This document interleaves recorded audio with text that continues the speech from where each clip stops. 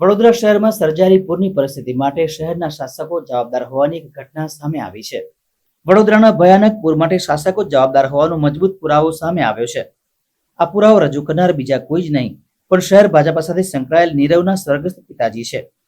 તેમણે અહેવાલ વર્ષ 2014માં રજૂ કર્યો હતો, પણ કોઈએ ધ્યાનમાં જ ના લીધું હોવાની વાત છે। 10 વર્ષ પહેલા જ શહેરના નિષ્ણાતે પાલિકાને રિપોર્ટ આપ્યો હતો અને આજવા સરોવરનું પાણી સરળતાથી શહેરમાં આવ્યા વગર નીકળી જાય તે માટેનો પ્લાન આપ્યો હતો। જો કે રિપોર્ટનો અમલ થયો હોત તો વડોદરામાં પૂર આવતું નહીં।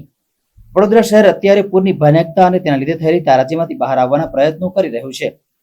શહેરને ડૂબાડી દેનારા પૂર માટે અનેક પરિબળો જવાબદાર છે, પણ મુખ્ય જવાબદારી એ સત્તાધીશોની છે, જેમની બેદરકારીને કારણે વડોદરા શહેર વિશ્વામિત્રી નદીના ભયાનક પૂરમાં તારા થયું છે। જો કે શહેરને ચલાવનારાઓ જો 10 વર્ષ પહેલા ચેતી ગયા હોત તો આજે વડોદરા વાસીઓને પૂરમાં ડૂબવાનો વારો ન આવ્યો હોત।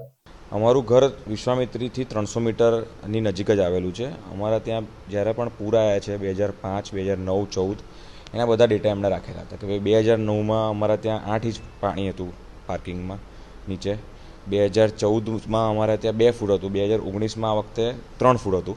મારા ફાધર 2016માં એક્સપાયર થઈ ગયા હતા, એટલે જ્યારે 2014માં અમારા ત્યાં મેક્સિમમ 2 ફૂટ પાણી આવ્યું હતું ત્યારે એમણે એક PDF તૈયાર કરી હતી કે જેમાં વડોદરામાં રાજવી પરિવાર તરફથી આપણને જે તળાવો મળેલા છે એની જાળવણી કરવી, પ્લસ આજવાના પાણીને એક ડાયવર્ફિકેશન આપો, તંત્ર જ્યાં નક્કી કરે ત્યાં મહી નદીમાં કે બીજું એ લોકો ડાયવર્ફિકેશન આપે કે જેથી પાણી વડોદરાની અંદર આવીને પ્રસરે છે એ પાણી ઓછું પ્રસરતું થાય।